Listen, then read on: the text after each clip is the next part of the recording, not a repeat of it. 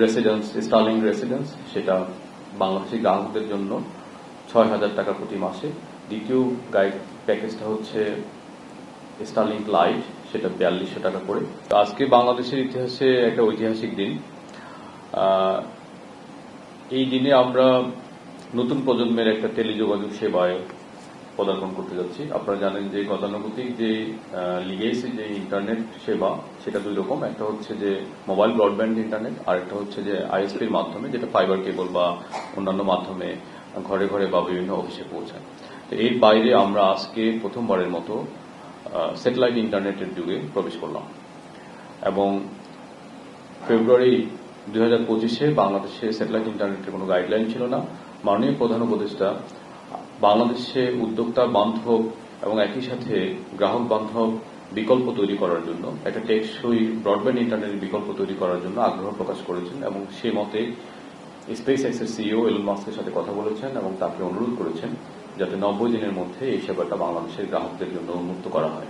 মাননীয় প্রধান উপদেষ্টার এই আহ্বানকে সামনে রেখে আমরা বিডা থেকে, বিটিআরসি থেকে এবং ডাক টেলিযোগাযোগ তথ্য প্রযুক্তি মন্ত্রণালয় থেকে এবং মাননীয় প্রধান উপদেষ্টার কার্যালয়ের সবার সার্বিক সহযোগিতায় আমরা মাত্র 3 মাসের মধ্যে একটি এনজিএস নন জিও স্টেশনারি স্যাটেলাইট গাইডলাইন তৈরি করতে সক্ষম হই। এই গাইডলাইনটা বিভিন্ন স্তরে কনসালটেশন করা হয়েছে। ভেটিং এর পরে আমরা 75 রকমের পরামর্শ বিভিন্ন জায়গা থেকে পেয়েছি।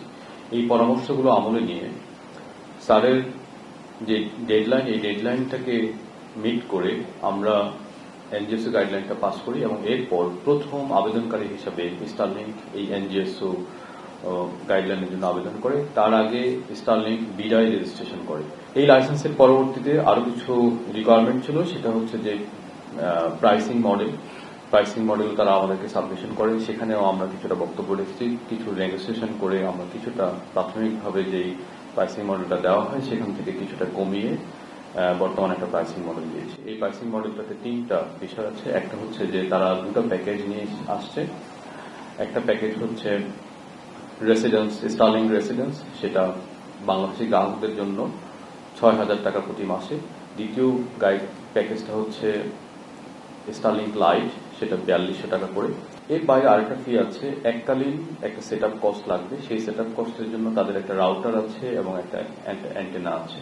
আপনারা জানেন যে যেহেতু এটা স্যাটেলাইট ইন্টারনেট, এর জন্য কোনো ধরনের কোর নেটওয়ার্ক, ট্রান্সমিশন নেটওয়ার্ক বা অ্যাক্সেস নেটওয়ার্ক, এই ধরনের নেটওয়ার্কের প্রয়োজন হয় না।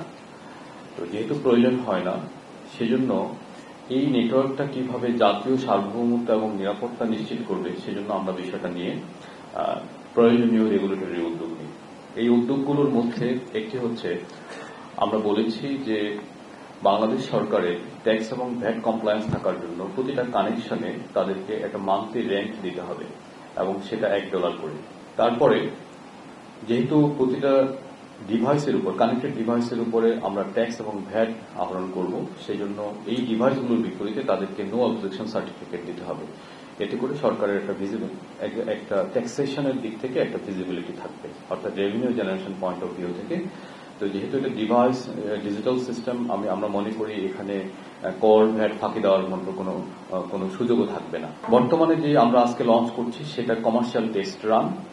এই কমার্শিয়াল টেস্ট রানের জন্য তারা একটা আমাদের কাছে আবেদন করেছে। এই আবেদনের জন্য একটা লিমিটেড সময়, 90 দিনের একটা সময়সীমা দেওয়া হয়েছে। যেহেতু গ্রাউন্ড স্টেশন তৈরি করতে কিছুটা সময় লাগবে, এই 90 দিনের মধ্যে ইতিমধ্যে 10 দিন পেরিয়ে গেছে, তাদের হাতে আর 80 দিন সময় আছে। এই 80 দিন পরে তাদেরকে এই লোকাল গেটওয়ের যে বাধ্যবাধকতা সেটা ফুলফিল করতে হবে এবং একই সাথে এলআইসি বাধ্যবাধকতাও ফুলফিল করতে হবে। ইতিমধ্যেই এনটিএমসির সাথে তাদের একটা সংযোগ প্রতিষ্ঠিত হয়েছে।